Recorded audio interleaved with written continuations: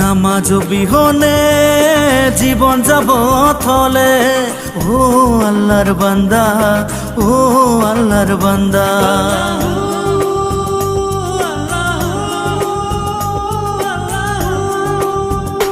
ও নামাজ বিহনে জীবন যাব থলে, ও আল্লাহর বান্দা, ও আল্লাহর বান্দা।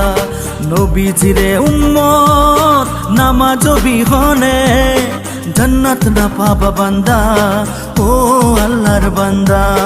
আমি গুনাহগার, গুনাহ হাজার বার করু জানিতে, ও আল্লাহ করু